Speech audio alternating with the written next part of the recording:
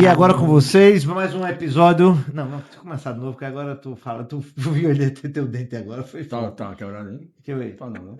É bom refazer essa Tá porra. ruim? Não, não é esse aqui? Não, esse aqui. Então, não é a distal do 11? Mesial. Se for a distal, tá ruim. A mesial, então tá tudo ruim aí. Então, faça outra, né? Me Refaça. faça outra. Vamos lá. Bora. Good night, good evening, good morning. É homenagem a Trump, é? É homenagem à eleição, à democracia, venceu ou perdeu, né? Depende de quem. Depende de quem vê, depende do ângulo, né? Em que país você está? Tá? Exatamente. E de que pensamento você tenha. Então, pessoal, hoje estamos com um episódio interessante, número 15. né? 15 é 15, 14, depende. Episódio número né? 15. 14, tu já tá adiantando, E é aí, 14. produção, 14? É 14. Foi mal. É porque existiu o episódio aquele episódio de teste, Foi né? contado ou não aquele? Vamos depois. Vamos até o final do ano a gente decide. Vamos começar. Combinado. Vamos, cuida. Então vamos falar hoje com um cara que ele é a cultura pernambucana. Cultura, respira cultura. Historiador. Né? Sociólogo. Sociólogo. Não é nada disso, viu? Ele é administrador. Mas ele tem tudo isso aí nas veias, no sangue. Mas corre nas veias dele. Estamos aqui com Gilberto Freire Neto. Meu amigo, você, na verdade, é administrador, é historiador, é sociólogo, é artista. O que você é? Secretário, o que você é? Político. Eu queria ser apresentado só como seu amigo. Se apresente. Já é muito, viu? Poxa, para mim já seria um orgulho. já seria bom. Eu tô navegando num espectro muito interessante. Eu sou administrador de formação, né? Sou nascido em 73, então aí estou com 50 anos de experiência transitando nesse espectro que você falou aí. Transito na história, transito na geografia, transito na sociologia também, na antropologia, mas transito como profissional, né? Transito como gestor de projetos, como gestor de políticas culturais, né? Fui secretário de Cultura do Estado de Pernambuco, fui secretário de Relações Internacionais. É uma área que eu transito com alguma tranquilidade, né? Eu estou sempre envolvido em atividades que estão dentro do espectro, né? Mas profissionalmente, com formação mesmo, eu sou administrador, com especialização aí na área de gestão cultural, tecnologia da informação, né? Então eu estou dentro realmente de um espectro amplo, né? Transito bem, graças a Deus, mas de formação pela Universidade Federal de Pernambuco, administrador. Sua história, ela tá, obviamente, até pelo nome, atrelada a para mim, um dos maiores nomes de Pernambuco, se não do país. Quiçá. É verdade. Então, assim, teu avô, né, isso eu sei da história, mas assim, o que é que teu avô representa, não só para você, mas eu acho que para a cultura pernambucana, nacional. E como é também você carregar isso? É que nem jogador de futebol, né? né? Tipo, Romário, tem um filho Romarinho, carrega o peso, né? Como é que é para você? Bom, vamos lá. Vamos falar primeiro do velho Freire e depois eu falo do peso, né? Da responsabilidade. Bom, Gilberto nascido em 1900, o ano que vem completaria, se vivo fosse, 125 anos. Então imagina que a gente estamos todos, né, responsáveis pelo seu legado, porque Gilberto deixou legados muito importantes aqui para Pernambuco, para o Brasil. A Fundação Gilberto Freire é a instituição que foi criada ainda com ele em vida para tratar desse legado, né? E a gente está falando não só das obras físicas produzidas por ele, né, dos livros produzidos, mas também de todo um sentimento de brasilidade que ele alça, né, a uma condição de orgulho, né? Imagina que Casa Grande Senzala, que é a sua obra mais importante, a mais conhecida, eu brinco muito que talvez seja a menos lida de todas elas, né? O curioso é isso, é que Gilberto é um homem de 80 e tantas obras publicadas, né? Livros, né?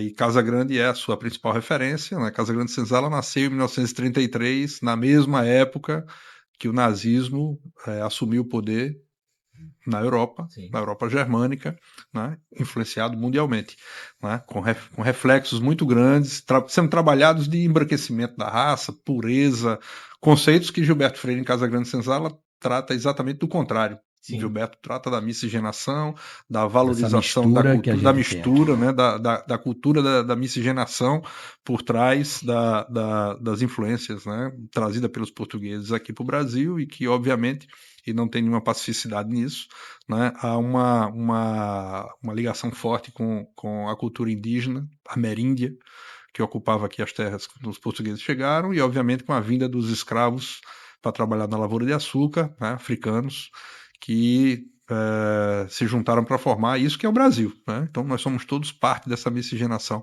com tudo de bom e com tudo de ruim que isso representa, né? Nós somos a civilização do açúcar, uma das mais importantes civilizações modernas do mundo, tem legados importantíssimos espalhados aí, tem na obra de Gilberto sua maior referência, né? Então o Brasil se opõe ao nazifascismo nos anos 30, né, através de um estudo que, obviamente, coloca o Brasil como uma referência para isso, né? E esse livro ele é um livro que abre, né, para o brasileiro uma condição de você se identificar como não apenas uma raça, mas uma cultura importante. Gilberto faz muito essa separação, dizendo que raça era uma coisa que não tinha a menor importância, o que tinha importância era a cultura, né? Aquilo que está além da raça, né? Aqueles legados que se você for para a mesa de um brasileiro hoje e você for discutir aquilo que você come, de onde veio, você vai ver que tem temperos asiáticos com Esse ingredientes reconhecimento ameríndios. que a gente tem hoje existiu na época dele, logo Não. assim que ele não. Houve uma resistência muito grande à obra, inclusive. A obra foi muito criticada. Claro. Eu Foi acho muito que você criticado. fala assim, ó, obviamente que o Brasil acabou até entrando na guerra a favor dos aliados, mas eles se paqueraram, viu? O governo Brasil- brasileiro, o Getúlio, ele paquerou muito com a Itália, com O Brasil tinha uma política, inclusive, de embranquecimento da raça à época. Uhum. A imigração, que foi política de Estado aqui no Brasil, para trazer europeus para o Brasil, ela visava embranquecer a raça brasileira, a chamada raça brasileira. Então existia aí toda uma estratégia de embranquecimento, né? Trazendo alemães, italianos, trazendo poloneses, trazendo eslavos de maneira geral. E até acho, viu, que, na verdade, o Brasil aderir aos aliados foi mais uma questão de oportunidade de ver que a guerra realmente estava pendendo para uma vitória dos aliados, do que realmente uma característica do governo local naquela época. É provável, o alinhamento com o governo de Getúlio Vargas ele era muito claro, né? O Brasil era hoje à época, né? Desculpe, um aliado potencial da Alemanha nazista, né? Como era a Argentina, como era o Uruguai, né? Os países da América, da região sul-americana aqui, eram muito mais próximos da Europa germânica do Tanto que muitos deles, depois da guerra, vieram se esconder aqui, né? Aqui, exatamente, existiam relações, né? O Brasil, durante o ciclo da guerra, quando declarou guerra à Alemanha nazista, né, teve aqui uma série de problemas internos a serem tratados exatamente pela quantidade de alemães, pela quantidade de japoneses que aqui já estavam, né, que estavam, obviamente, sob supervisão, italianos também, sob supervisão aqui para manter o controle interno do território, né, longe, né, das estruturas de suporte ao que estava acontecendo na Europa. Sim. E aí você acha que esse legado, assim, o reconhecimento, como o Rafa falou, ele veio com quanto tempo depois, assim, você consegue saber exatamente de quanto tempo você começou a inverter essa situação? A gente pode fazer uma análise sobre Casagrande Senzala, que é um livro que completou o ano passado 90 anos. Né? Então é uma obra que tem 90 anos de idade, continua sendo publicada, continua sendo vendida, consumida. É uma edição atualizada, com novas informações, novas imagens, né? Coisas que obviamente, remodelam a obra. Isso, E do trabalho da Fundação Gilberto Freire em manter vivo esse legado, obviamente, né? Novas análises, novas contribuições, novos prefácios, novos pós-fácios, né? São documentos que vão alimentando o olhar e modernizando, inclusive, o olhar, uma vez que a gente está falando de uma publicação de 90 anos de idade. Ela tem que ter, né, novos enfoques e novas influências para se manter dentro de uma estrutura de qualidade, né, que deixa de ser, para aquele momento, uma referência da literatura mais formal, acadêmica, e passa a ser, obviamente, um clássico que vai tratar, né, de uma janela de tempo. Ela qualifica o olhar de Gilberto Freire para o Brasil e para o brasileiro naquela janela de tempo, naquela fotografia dos anos 30. Né? Então, Casagrande, imagine que nos anos 30, 40, 50, foi um livro bastante lido, bastante discutido, bastante criticado, e na crítica você transita do que é positivo e do que é negativo na obra, né? E durante muito tempo o Gilberto foi fruto de estudos, inclusive fora do Brasil. Casagrande inicia alguns olhares na historiografia muito interessantes, que Gilberto vai ele tem uma formação americana, né? Então ele vai para os Estados Unidos na juventude, né? Fazia a sua graduação, seu bacharelado, né? Na Universidade do Texas, depois vai para Nova York, na Universidade de Colômbia. Exatamente durante a Primeira Guerra Mundial, ele estava em Colômbia, então ele teve a oportunidade em Colômbia, Nova York, de ser aluno de professores que estavam fugindo da Primeira Guerra Mundial. Então eram os grandes pensadores do mundo, foi aonde Nova York se posicionou como centro econômico do mundo, né? A gente está falando daquele momento em que tudo convergia para um ambiente de pensamento, de ação forte. Então o Gilberto se desloca para lá. E nessa relação com Nova York, ele obviamente contaminado pela quantidade enorme de pessoas de outras partes do mundo, fazendo um curso que na época seria o que hoje é a sociologia, as ciências sociais aplicadas, que ainda não tinha esse nome, não tinha esse conceito. Ele vai se deparando com a necessidade de falar sobre o Brasil, de definir o Brasil, e existia um vácuo enorme no pensamento nacional sobre os conceitos que definiam o que era a brasilidade, o que é ser brasileiro. E Gilberto teve a oportunidade de pesquisar esse assunto, induzido pelos professores, a escrever uma obra chamada Vida Social no Brasil nos meados do século XIX. É sua tese de mestrado. Sim. Essa tese de mestrado ela foi muito bem reconhecida à época, e com uma semana de defendida ela tinha sido publicada já numa revista científica à época, né, American Hispanic Historical Review, né, e automaticamente essa peça, né, ela passou a circular no meio acadêmico, e Gilberto foi induzido pelos próprios professores não a fazer um doutorado, o que é curioso, mas a continuar as pesquisas, a continuar os estudos, a ampliar e não a focar o espectro de estudo dele. O desafio de Gilberto, então, vem convergindo 10 anos depois, um pouco mais do que isso, em Casagrande Senzala. Então ele vai para a Europa já após Primeira Guerra Mundial. Sim. E ele participa do que a gente chama na história dele de périplo europeu. Ele passa a ser um aluno circulando numa diversidade enorme de universidades europeias, fazendo cadeiras específicas daqueles cursos, com professores específicos, e a partir daí ele vai transitando em um ambiente que vai qualificando a sua percepção sobre aquilo que ele deveria tratar e colocando ele dentro de bases de dados sobre o Brasil que estavam fora do Brasil.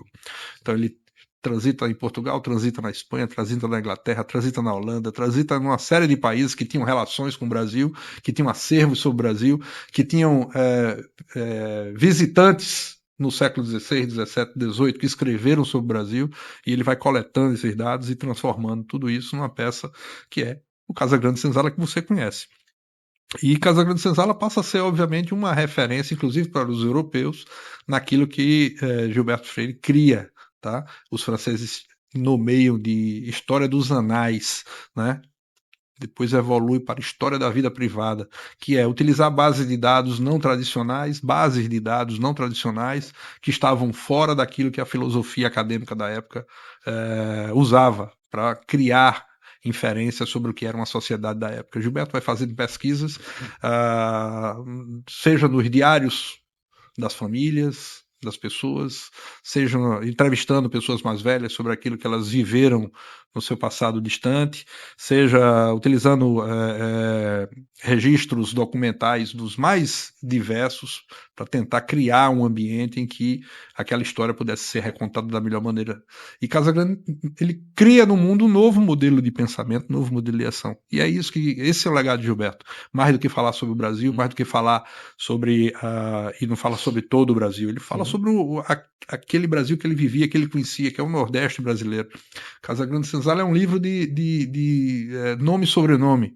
Né? Ele tem Casagrande Senzala como título, mas o subtítulo dele ele define um pouco mais o espectro que ele vai trabalhando. Né? Ele vai trabalhando sobre a família patriarcal, ele está falando sobre a civilização do açúcar, ele está falando sobre a estrutura mais densa economicamente do Brasil à época, num ciclo temporal entre o Brasil colônia e o Brasil império, né, muito bem delimitado geograficamente, e ele vai criando esse ambiente, e a partir daí você faz inferências sobre o Brasil mais amplo. Mas Casa Grande Senzala tem uma forma, uma filosofia de pensamento, um ciclo de estudos muito denso, e é esse o grande legado de um livro que completa 90 anos e que continua sendo muito lido.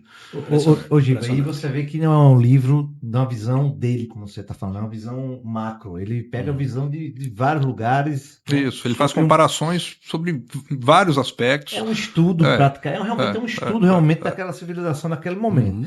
Agora aí, muito, assim, a gente vê que você aprendeu isso com certeza, desde que nasceu, né? Com certeza. Tu Mas tivesse quanto tempo de convívio com ele? é isso que a gente. Quando o velho Freire faleceu, eu tinha 13 para 14 anos. Eu iria completar aniversário em agosto Ah, e ele faleceu em julho. Para a gente falar mais um pouquinho só do avô, como é que era ele como pessoa? Gilberto Freire, Como ser avô, eu humano. conheci como avô. Avô ah, maravilhoso. Eu só É isso que fui eu queria uma saber. grande figura. Imagina o seguinte: a minha relação de idade com ele, eu nasci em 73, ele tinha 73 anos de idade. Então, a gente está falando ele com 80, eu com 8 anos. Essa era a relação, são onde as minhas memórias são ativadas. Então, essa relação do 8 aos 80 são as memórias afetivas que fazem efeito.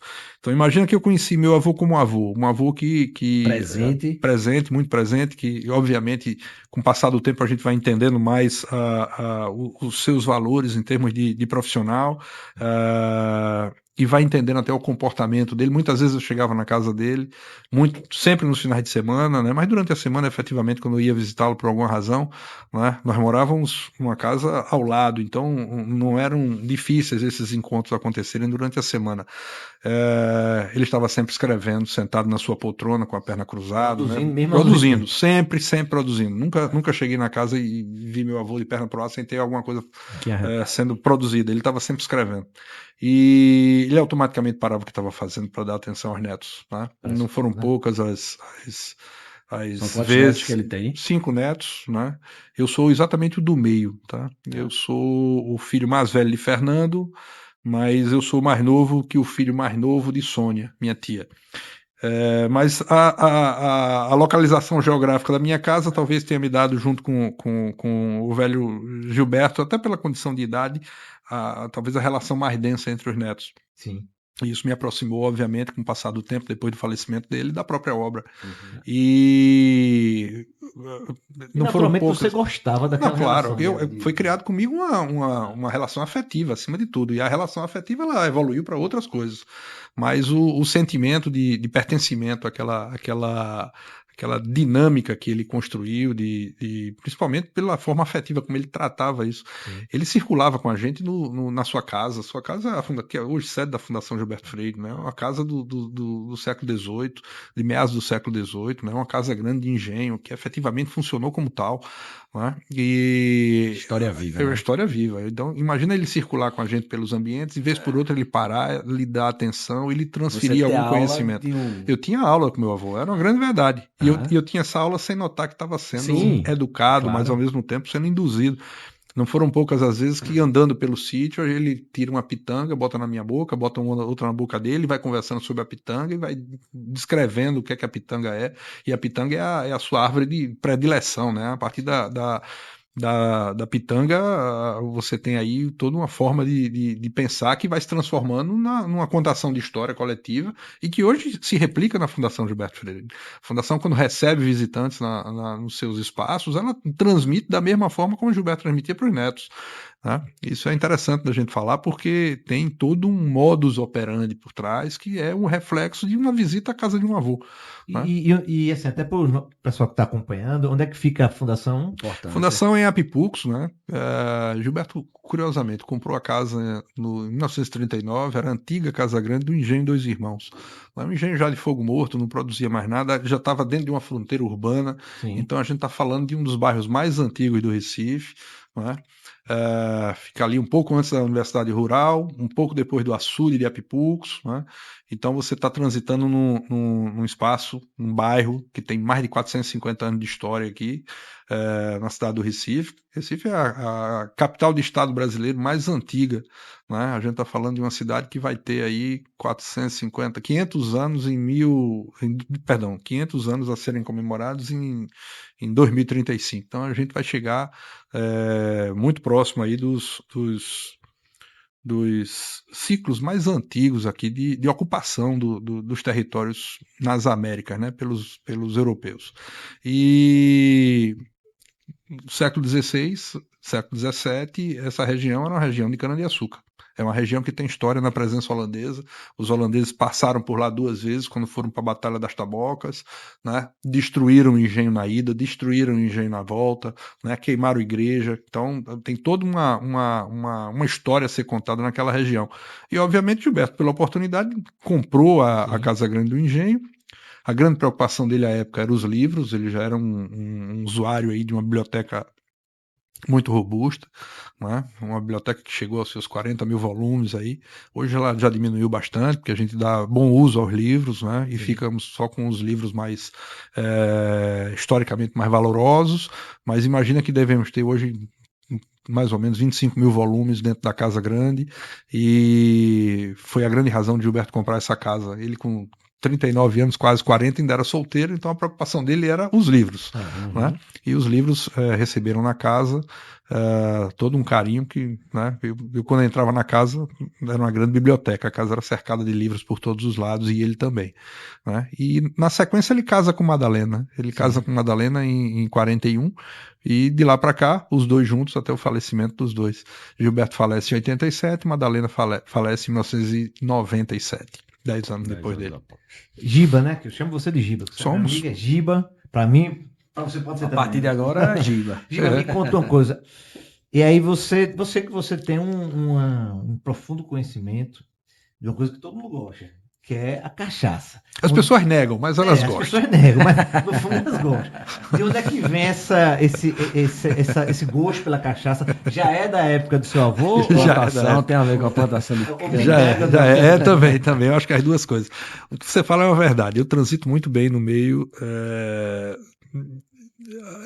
Eu faço isso com um prazer muito grande, né? Não existe uma forma de você contar a história do Brasil e a cachaça não estar envolvida.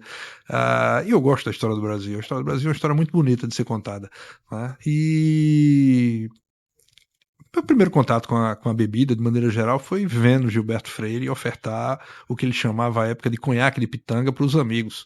Uma vez por outra eu publico algumas fotos no meu Instagram aqui comemorativo a alguma data marcante que está ele com os amigos e eles estão brindando. E, bom, com o passar do tempo eu fui entendendo por que ele tinha uma devoção por cachaça, e eu herdei essa devoção, ou eu me herdei, né, essa devoção. Eu escolhi uma bebida para gostar, e essa bebida para gostar foi a cachaça, e com o passar do tempo a gente foi mergulhando na história da cachaça. A cachaça é o mais antigo destilado das Américas, né?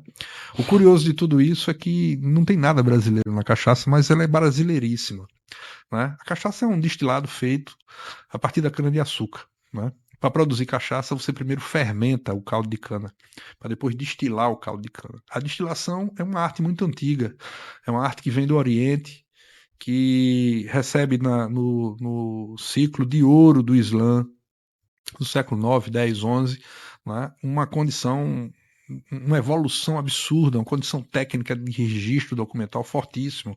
É a partir dessa história, dessa evolução da forma de se destilar produtos, né, e pela influência do Islã na Península Ibérica, que você tem, por exemplo, os perfumes, que você tem as bebidas destiladas feitas a partir da uva, né, e que o português tem acesso, né, contato a essa forma de produzir, e que obviamente vai experimentando. E a cana-de-açúcar foi um experimento para ele, né, que vem de muito longe. A cana-de-açúcar não tem nenhuma relação com a África, não tem nenhuma relação com a Europa, ela vem da Ásia mais distante, né, e o português aprende a lidar com isso e obviamente vai testando, e alguém teve a brilhante ideia de fermentar e destilar o caldo de cana. E eu tenho certeza que primeiramente começa com o mel de engenho, quer dizer, o português vai produzindo açúcar a partir da cana-de-açúcar, né? Depois ele fermenta e destila, né, aquele substrato da produção, que era o mel de engenho, e cria as primeiras bebidas destiladas, primeiro na Ilha da Madeira, depois aqui em Pernambuco, né? E dentro desse modus operandi de testar as coisas, fazer funcionar, a cachaça se tornou a bebida destilada mais antiga das Américas.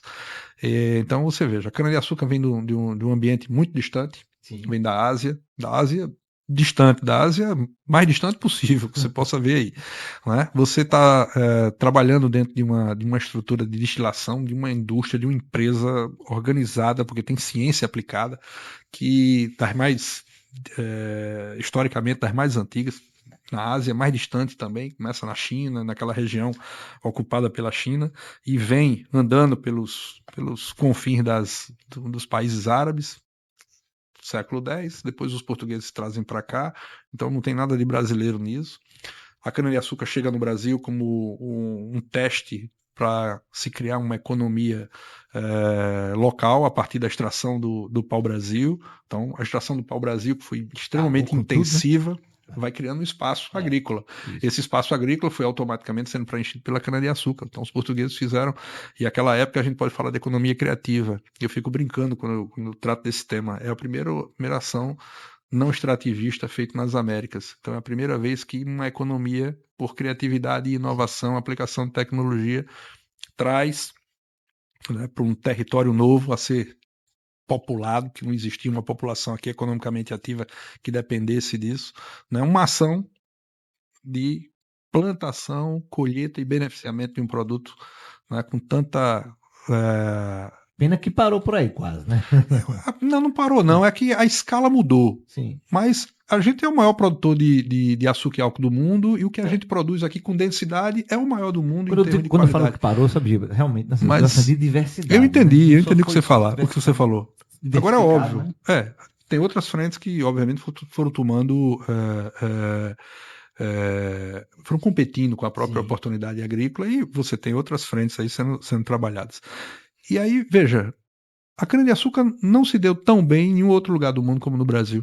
Tá? E isso vem a partir da competência portuguesa de se adaptar aos trópicos, Sim. que não é uma mágica, que é simplesmente não é a palavra adequada, o adjetivo adequado, né? É resultado, vamos dizer assim, de uma necessidade criada por Portugal desde sempre, um olhar de longuíssimo prazo, uma estratégia de sobrevivência, né, a partir da forte pressão que ele tinha ainda naquela época, né, do início da própria civilização portuguesa com uma identidade nacional, nos anos de 1200, 1300, quando Portugal se assume como país, com a pressão, né, dos ainda não consolidados espanhóis, Sim. que ainda estavam expulsando, né, uma parte forte ali dos árabes que estavam ocupando o território, e Portugal traz para cá para o Brasil e testa aqui em Pernambuco, e testa em Fernando de Noronha, né, e testa no Recôncavo Baiano, testa em São Vicente, um modelo de produção extremamente interessante, né,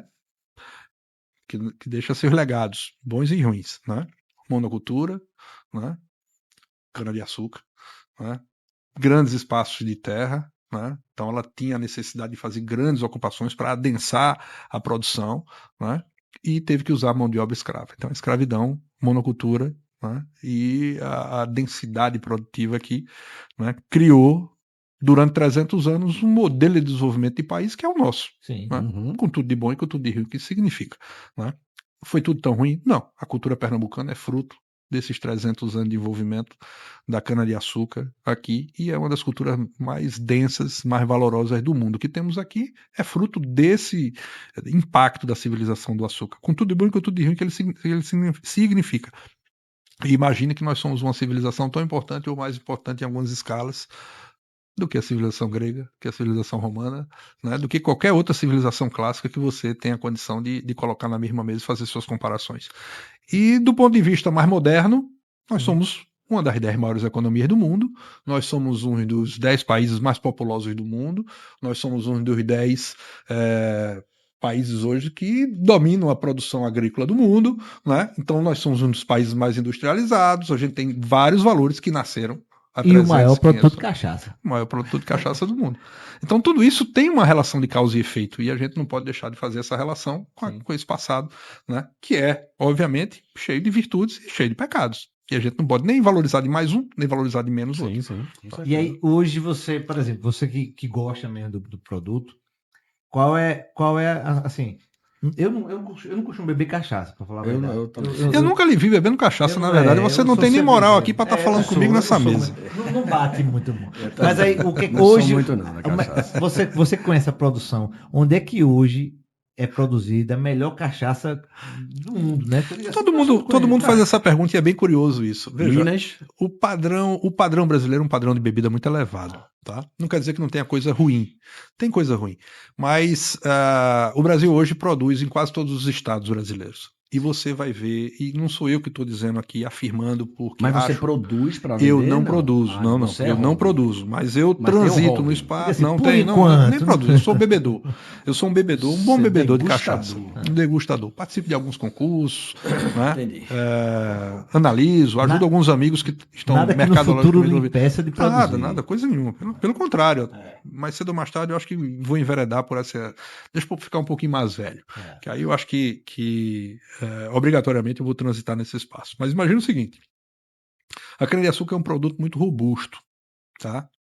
O Brasil melhorou geneticamente o produto. A gente tem mais de 400 tipos de cana-de-açúcar sendo produzidos hoje no Brasil, plantados e sendo colhidos, né? Com mais água, com menos água, com altitude, com clima mais frio, clima mais quente. Tem uma variedade enorme. A gente melhorou muito geneticamente os nossos produtos. Então você consegue produzir cana-de-açúcar, plantar, colher, produzir açúcar, produzir álcool e tudo que está entre álcool e açúcar, né? Eu costumo dizer o seguinte: a cana-de-açúcar é tão rica como produzir na pecuária gado. Criar gado no Brasil, você verticaliza a produção toda. Você usa 100% do que o gado lhe oferece. A carne é um entre tantos produtos que podem vir da produção, né, da criação de gado. A cana-de-açúcar também. A cana-de-açúcar hoje lhe dá não apenas o açúcar e o álcool. Quando você fala álcool, tem que falar no plural. Tem vários tipos, várias concentrações diferentes. Né? O açúcar, vários tipos, várias concentrações. E durante o processo, você vai conseguindo gerar energia, você vai conseguindo gerar CO2, você vai conseguindo gerar outros produtos que você verticaliza e consegue, obviamente, comercializar isso, transformar isso em renda, em riqueza. Né? Imagina que na cachaça a gente usufrui de tudo isso e a gente usufrui de uma riqueza que é brasileiríssima, que poucos países do mundo têm. Madeiras brasileiras. Tá? Produzir cana-de-açúcar com uma variedade... Perdão, produzir álcool, cachaça, com a variedade de cana-de-açúcar que a gente produz, já é um produto absurdamente rico, importante. Na hora que você começa a enriquecer em valores esse produto, fazendo armazenamento dele em madeira, a gente tem um potencial aqui que é infinito. Tá? O mundo conhece uma madeira para envelhecer bebidas. Vinho, por exemplo. O vinho usa que madeira o vinho usa? Carvalho. O uísque, qual é a madeira que Diz aí. Carvalho. Carvalho também. Então imagina no Brasil, o que é que a gente usa para envelhecer cachaça? Carvalho. Sim. E mais quantas? Imagino que aí Nós temos hoje mais de 40 madeiras sendo utilizadas para testando. O brasileiro está testando. Exatamente. Hoje você tem cachaças brasileiras com sabores extremamente exóticos. Então, do teste. Não, estão ganhando prêmios. Você não consegue ver o volume disso ainda. Tá, mas aí, Tá? veja só, eu posso estar falando uma besteira, mas será que não é porque o produto é mais barato de produzir do que o uísque, por exemplo? Vamos supor, você colocar, vou arriscar aqui uma produção de cana-de-açúcar, colocar numa madeira cerejeira, estou dizendo, vou dar um exemplo. Sim, E colocar uma produção burana de uísque dentro de uma cerejeira, o risco de você perder uma produção mais cara como uísque, como vinho... Quanto você pagaria num John Walker Black? Tu me conhece. Não, você não pagaria, mas... Vamos lá. Uma Hoje, garrafa de... eu acho que uma garrafa deve ser uns 150 ou 200 reais. Pronto, quanto você pagaria numa Sanhaçu soleira? É uma cachaça isso, É uma né? cachaça. Rapaz, eu que não gosto, mas eu pagaria também meus 150 reais. Custa 320 reais. Pois é, tá vendo minha ignorância aqui? Pronto, e ela é a melhor cachaça do Brasil, Qual é a ganhando melhor prêmio. cachaça? Soleira Sanhaçu. Sim. De onde é essa cachaça? Pernambuco, feita aqui em Xangrande. Sim, com Massa. que barril aí? no Carvalho. caso? Carvalho. Essa é Carvalho. Certo. A Sanhaçu tem umburana, frejó, carvalho e tem a branca. Ah. E tem outra branca puríssima, chama-se Origem, maravilhosa. Eu posso falar da Triunfo também. Triunfo, outra cachaça brasileira maravilhosa. Ela tem carvalho e ela tem branca. Eu posso falar da Pitu. Sim. Pitu tem a branca tradicional, que a gente conhece. Sim.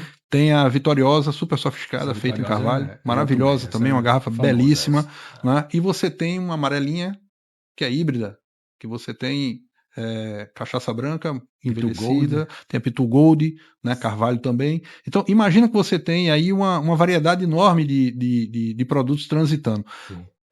Mais barato, mais caro. Você tem produtos brasileiros que são melhores do que os produtos que a gente consome estrangeiros Com grife. de destilados, com grife.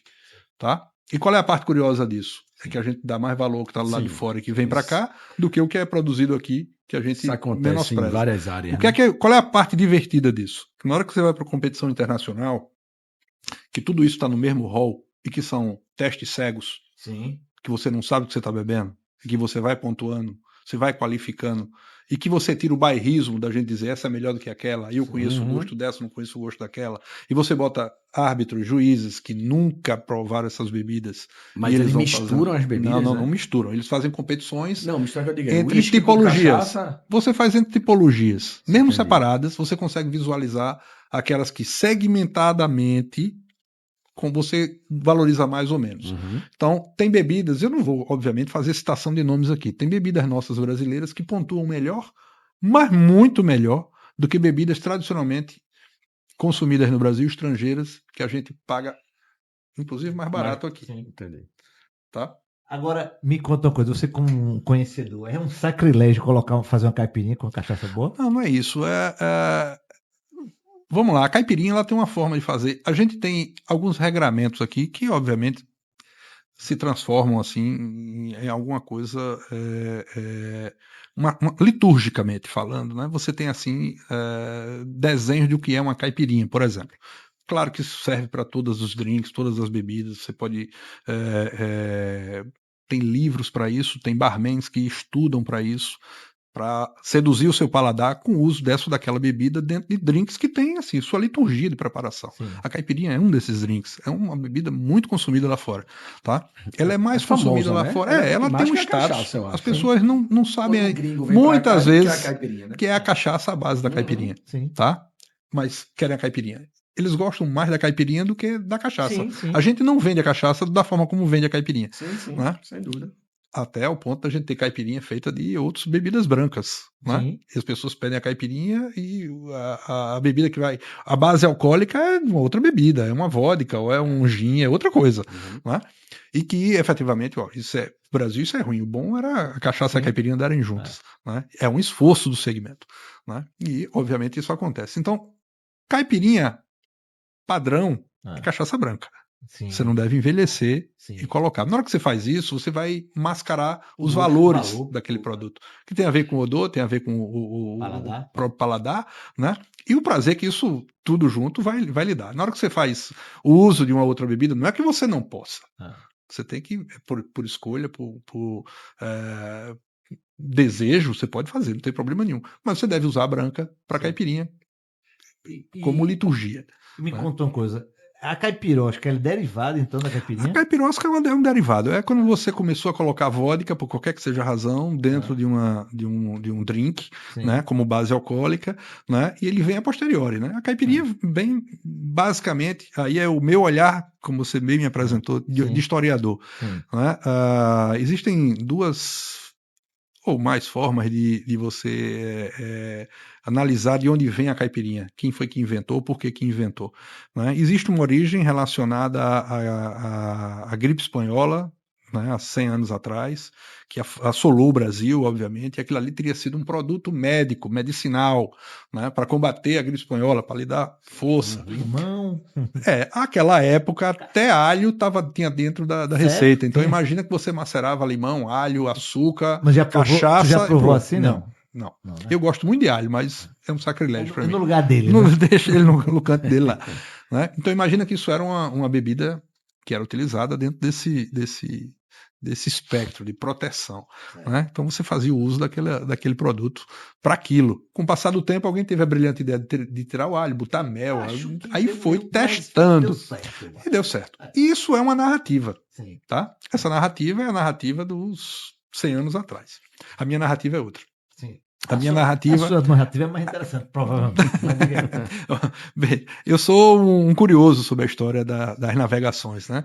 E quando a gente volta no tempo e vê o marco histórico, né, da chegada de Vasco da Gama na Ásia, ele teve um sofrimento muito grande com escorbuto, né? Sim. Escorbuto, decréscimo de vitamina C, Isso, exatamente. que derrubava metade ou mais da tripulação pela Caía a ausência. imunidade, pronto. A imunidade Isso. caía, você perdia os dentes, Isso. parava de se alimentar com aquilo que tinha dentro do navio, né? Então você tinha que parar a cada, né, X dias no mar, você tinha que se alimentar bem para alguma coisa cítrica que lhe revigorasse, ou comida, né, boa, Sim. né? Porque o que estava armazenado no navio naquela época já estava contaminado com fungo, sim. com tudo que era de ruim, né? Alguma coisa você conseguia escapar, né? Mas muito desses produtos precisavam de um acompanhamento em terra para você ressuprir a tripulação com algumas doses de vitamina. E quando o Vasco da Gama chega na Índia, ele percebe que os marinheiros asiáticos que você conhecia ali não sofriam desse mal. Esse era um mal europeu. Sim. Durante muito tempo isso foi um mal europeu, né? Com o passar do tempo eu fui chegando a documentos históricos dos ingleses, dos franceses, e muitos deles até que puxam para si a autoria da solução do problema. Eles descobriram no século XVIII que era a ausência de vitamina C que causava escorbuto. Eles não sabiam disso até o século XVIII. Né? Então imagina que a alimentação ruim criava um problema, Claro. mas eles não sabiam que era a vitamina C propriamente, a ausência dela, que criava esse problema. Mas eles sempre referenciavam nos seus documentos que os portugueses, os marinheiros portugueses, não tinham esse problema. Então imagina os ingleses que dominavam os oceanos no século XVII, XVIII, né? Tentando descobrir como fazer navegação de longo curso sem o problema de perder metade da tripulação, que era tradicional. Você tinha 200 homens no navio, quando voltava, chegavam 20, 25, 30. Chegava a ponto de você perder a navegabilidade, porque não tinha homens suficientes para manter, né, a estrutura de funcionamento do navio funcionando. Sim. O navio funciona em escala. Tem gente dormindo, tem gente acordando. Claro. Tem gente trabalhando de manhã, tem gente trabalhando de noite. Não dá para todo mundo trabalhar 24 horas por dia ou todo mundo dormir 24 horas por dia. Então, imagina você perder tripulação rodízio, né? e ficar numa abstração de que zumbis tinham que coordenar um navio desse. E os portugueses não tinham esse problema. Quer dizer, em algum momento, nesse ciclo de navegação, essa relação com o alimento foi descoberta. Né? E como é que os portugueses resolviam isso? E hoje você tem na Ilha da Madeira um produto que é interessantíssimo para você, visitando a Ilha da Madeira, provar. Chama-se poncha da madeira. Poncha vem do hindu. Esse termo quer dizer um suco com 5 produtos. Tá? Tem uma base, chá. Sim. Aí tem algumas especiarias dentro, tem açúcar, tem um aguardente, né? Então você tinha 5 produtos sendo misturados e ofertados, né, para o marinheiro. O que é que tinham desses 5 produtos? Açúcar, limão, Sim. um cítrico, né? Um limão laranja, né? A cachaça já? Um aguardente, Sim. tá? Aquela época aguardente de arroz. Os hindus tinham muito arroz, produziam aguardente de arroz, colocava dentro de um barril. Quando você mistura açúcar com cachaça, você tem um conservante poderosíssimo. Quando você bota uma base cítrica dentro, você está conservando aquela base cítrica, então você tinha uma reserva ali de vitamina C para alimentar, né, a sua tripulação. E o que é que acontecia? Toda semana você tem um pagamento de salário da tripulação. O pagamento do salário, o que é que é? Semanalmente, o kit de alimentação da semana seguinte. Já gastou a cachaça todinha. Você tomava na frente do capitão. Sim. O capitão enchia a caneca na sua frente e você tomava. Se você vai ver no filme de Pirata no Caribe, Sim. você vai ver que, vez por outra, o líder dos piratas vai dizer assim: vou lhe colocar a ferros e você só vai receber metade da sua ração. É uma punição. Metade da ração, o que é? Era a comida sólida dele, era uma carne seca, era um bacalhau, era um biscoito seco, era um pão duro, né? E uma caneca de dos Piratas do Caribe, rum. É. Do resto da tripulação, aquela bebida que salvava a vida dele, que colocava a vitamina C obrigatoriamente no circuito.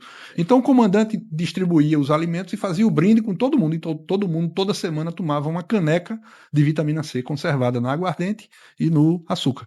Isso bem devia ser numa sexta-feira, né? Porque Provavelmente. na Então, quarta- esse é o grande debate. fazia uma- Esse é o grande debate. Então, quem tiver na Ilha da Madeira, vá lá, Poncha da Madeira. Sim.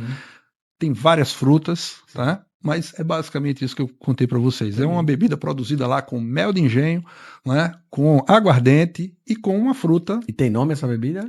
Poncha da Madeira. Poncha da Madeira. É a Poncha da sangria Madeira. portuguesa. É uma sangria, uma bebida. provar lá. Precisa provar. Vamos começar aqui um. Rapaz, Rapaz, é uma aula de história, né? Eu queria mandar um abraço Cachaça é história. Eu queria- Cachaça é história. Eu queria mandar um abraço pra Tia Edinha, meu professor de história. Era Elias. Eu tô olhando na minha. O meu era de Santa Maria, Elias. Dê um abraço Figuraça. pra ele. Abraço, Elias. Passava. Eu tenho saudades passava. mesmo. Eu tenho saudades mesmo. figuraça. Muito bom, muito bom. Vamos agora fazer aqui o nosso bate-bola aqui de. Porque a gente, por mim, era uma aula que a gente ficava aqui, né? É, só assistindo. É. Deixasse o Felipe sem falar, bem coisa Foi boa. bom demais. O Felipe falou bem pouquinho. Cara, eu tentando falar aqui, ele não deixou, não. Vai, Rafa, começa. Vamos lá. Primeiro, na verdade, eu vou fazer uma pergunta, tá? Pois não. É onde você vê aqui no país, onde a cultura é mais valorizada? Em que cidade, em que estado você sente aqui no país que a cultura é mais valorizada? Vamos lá. O Brasil é um país muito rico. Não dá para fazer bate-bola com essa pergunta essa de aí você, foi uma não. Tá? pergunta. Essa aí você pode se estender. Pois é. Liberado. O Brasil é um país muito rico. Em matéria de diversidade cultural, a gente tem norte a sul, leste a oeste, grandes ilhas de representatividade, tá? Mas ao norte você tem uma base indígena forte, tá? Aqui no Nordeste você tem uma mistura muito forte em Pernambuco, uma referência africana muito forte em Salvador, né? E um espectro de trânsito no Nordeste que dá uma certa identidade regional para a gente. No sul do país você tem uma mistura gigante de outras culturas menores que colaboram com uma matriz. Ou seja, não dá para você dizer que é tudo a mesma coisa. São pequenas ilhas de referência, que tem muito mais referência da cultura europeia, vamos dizer assim, que aí você vai ter alemães, você vai ter italianos, você vai ter aí, né, poloneses, você vai ter finlandeses, você vai ter, né, gente de tudo que é canto do mundo que se juntou. Os ibéricos, obviamente, são dominantes, né, mas a diversidade vai falando. Eu acho que Pernambuco continua sendo a maior base de diversificação da cultura brasileira. Tá? É a mais antiga referência, a mais estruturada. O grande problema da gente é que o nosso apogeu foi no século XVIII. Apogeu econômico, apogeu social. De lá para cá a gente só vem declinando. E a gente ainda não parou de declinar. Não parou de declinar não é porque Pernambuco continua caindo e o Brasil subindo. É porque o Brasil todo declina desde o século XVIII. Tá? A gente não teve ainda uma volta. Tá? A nossa estrutura de pensamento, de reflexão, ela chega ao auge nos anos 30, 40, 50 do século passado. Tá? E de lá para cá a gente só vem decaindo em termos de filosofia de país mesmo, desenho de futuro, convergência aí a gente é um espaço que cultura vai transitar sempre. A base educacional da gente é muito frágil, tá? Então, cultura transita naquilo que você consegue transferir para a próxima geração ou para as próximas gerações. Né? Por quê? Porque tem sempre um componente a mais que você vai. Cada geração coloca um tempero a mais naquela manifestação. Isso é uma verdade para tudo. Tá? Então, o que você recebe do século XVIII, os maracatus que a gente se encontra no carnaval da gente, tem uma referência do século XVIII, século XIX. É a referência de, por exemplo, a ordenação, né, a coroação As né, tribos africanas. do rei do Congo em Pernambuco. Né? Você tem ali uma base religiosa forte, você tem uma base cultural forte, e ali você tem uma herança de 200 anos atrás que você coloca um brilho a mais todo ano, tem algo diferente que vai se tornando efetivamente uma contribuição mais moderna. Revitalizando, exatamente. Então, a gente tem isso, a gente tem grandes ciclos culturais aqui. Tem um carnaval absurdamente importante, né? E que é um carnaval de todos. Você não consegue dizer se é um carnaval mais africano ou mais português. Ele é uma referência, né? É uma matriz de densidades enormes, do litoral ao interior. Né? Você tem um ciclo junino fortíssimo. Sim. O ciclo junino da gente é absurdamente importante. Absurdamente importante. Eu tive a oportunidade, né, de participar, obviamente, durante a pandemia, como secretário de Cultura do Estado. foi muito difícil a operação da cultura pernambucana no Estado, porque o papel da gente não era salvar a manifestação, mas era salvar as vidas das pessoas que transitam nas manifestações. Né? Imagine que essas manifestações culturais, que têm uma riqueza absurda, que espera essa elas época, têm né? legados que estão na mente e na alma das pessoas mais velhas, que transferem para as gerações com saltos. Então, imagine um vovô com 80 anos de idade que transita com o netinho no carnaval, na Semana Santa, no ciclo junino, né, no ciclo natalino, e que ele faz essa transferência, do mesmo jeito que Gilberto transferiu para mim, para o neto dele. E de repente, na pandemia, você teve que afastar esses dois, e o vovozinho ou o netinho faleceram. Sim. Você perdeu a condição de transferir, você perdeu a relação de transferência, o valor da transferência. Então, você corre um grande risco de daqui a mais uma geração, você não ter mais a condição de utilizar aquela manifestação como uma certa referência. Então, é muito ruim para a gente a forma, o afastamento, a dinâmica que a pandemia nos causou. Então, por isso que acho que Pernambuco é um grande celeiro. Não estou dizendo que né? é a minha opinião. Não quer dizer que Salvador não tenha a sua referência. Claro, tem, claro. é muito grande. Que Manaus não tem a relação do norte com aí você tem os bois do norte. O Maranhão também é absurdamente importante. Um estado Né? que O Rio teve- Grande do Sul, fantástico, entendeu? Você tem muita coisa. Mas aí pela dinastia, Sim. vamos dizer assim, em Pernambuco, da gente ter assim a longevidade, a gente tem uma mistura absurdamente Você tem grande. a questão de calendário, pô. Você tem O calendário da você- gente é muito estratificado. É isso aí. eu sei que ele esqueceu de falar, da maior expressão cultural do estado para mim. Hoje, assistindo obviamente a festa junina e o carnaval, que é o Festival de Inverno de Garanhuns. O Festival de Inverno é uma Que ali é uma referência. coisa É isso aí. assim, fora Ele é a maior É. mostra de cultura que existe na América Latina há 30 anos. Daí, cara, eu quero um sonho material seu. Uma coisa material. Seu Sonho bicho, material, eu quero comprar, eu quero ter, eu quero. O que você tem aí como sonho material? Rapaz, eu sou ruim dessas coisas, tá? Uma garrafa de cachaça. O garfo de cachaça é alguma coisa interessante. Um barril, né? Eu já posso pensar numa coisa maior. Olha, eu não tenho, Felipe, assim, Sonho material. um sonho material, não. Sonho material. Uma casa no campo. Eu tenho uma casa na praia e uma casa no campo. Uma casa no campo. Talvez seja. É um sonho material. Um sonho material. Eu tenho um ambiente. A maioria que passou aqui só que protegido. fala em carro, né? Não, aí não, pra mim não. Algum lugar que você gostaria de conhecer que você ainda não foi? Sempre tem. Eu quero ir. Aí é um desejo de curiosidade mesmo. Eu quero ir àquela regiãozinha ali do Egito, tá? Tenho curiosidade pela Terra Santa, por Israel, né? Jerusalém, tá? Vai ter que dar um tempinho, né? Vou ter que dar um tempinho. Aliás, eu estou dando um tempinho há muito tempo, tá? Mas só vou com tranquilidade. Eu não tenho interesse de ir no ambiente quente, não. Você fala com Jairo veio aqui, o viajante, ele gostou muito do Egito. Depois de dar uma olhadinha, ele gostou muito. Você mandou um abraço para Não, eu sei que tem desafios por trás. Só do Egito ele. É que eu viajo bastante, então é uma área. É uma área também. Pois eu já estive na Índia, eu sei como funcionam as coisas. Tem, normal. Aliás, tem perrengues em Paris, então. Exatamente. Paris também tem perrengues. Giba, teu maior arrependimento? Meu maior arrependimento, eu acho que sempre usufruí pouco, e agora que a gente vê o peso disso, né? Da presença de meu avô, da presença do meu pai, né? Esse é o meu sentimento. Meu sentimento sempre é dos que já foram, que eu tive pouca oportunidade, eu nunca fiquei satisfeito. Depois de perdê-los, sempre eu acho que tenho assim um vazio a ser preenchido, tá? Então essa relação é uma relação que eu tenho de aproveitar mal, carência disso. Podia ter aproveitado mais, podia ter aproveitado melhor.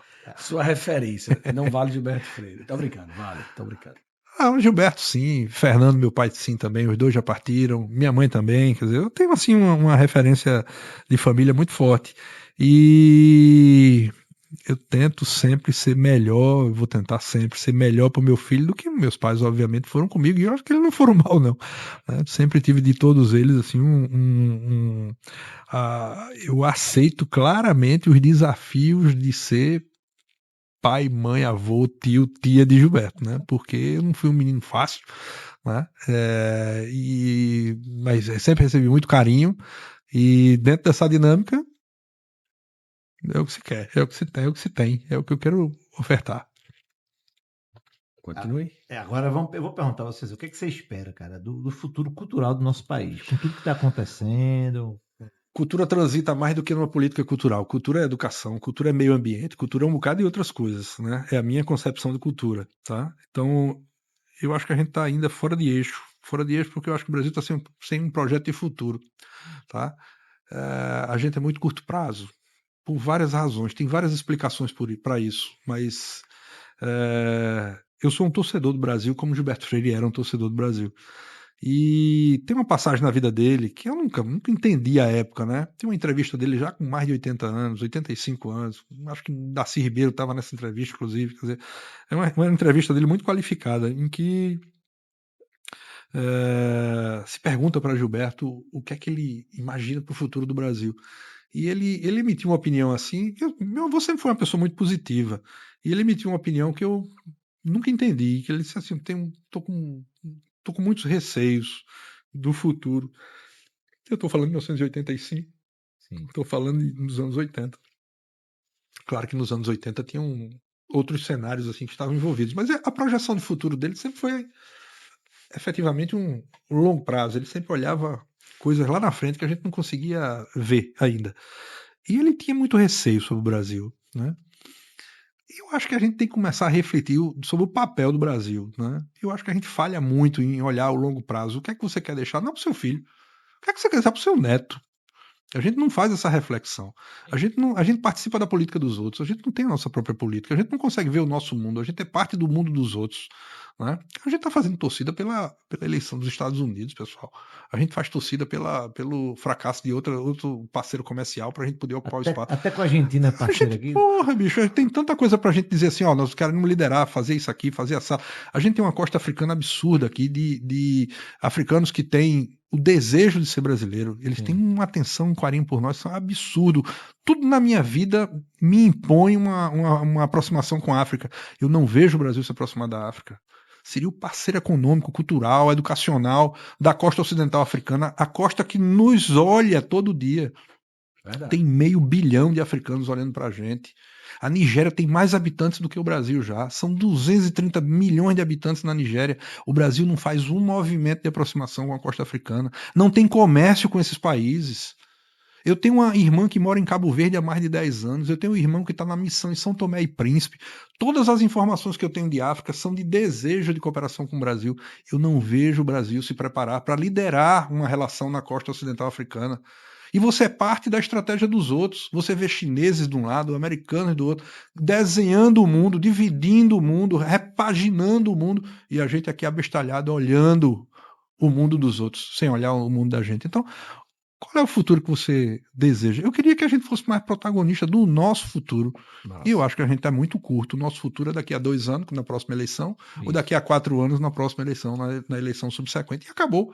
A gente não consegue ver 8 anos, 16, 32, 64. A gente não tem a menor ideia. O meu maior choque cultural recente foi conversar com os chineses. Os chineses têm um olhar que transita no milênio. Eles não têm nenhuma necessidade, não afirmam nenhuma necessidade de liderar o mundo.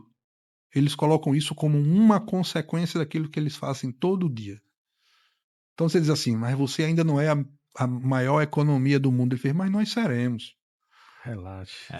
Tenha paciência. Mas tudo passa pela educação. Tudo passa pela educação, Felipe. Pela educação. Eles reescreveram a forma de estar no mundo nos últimos 75 anos. Isso é que Eles o deram um nosso- reset e A reconstruíram. chave tá aí, Giba. E a gente não faz o exercício da educação, a gente não qualifica o nosso futuro.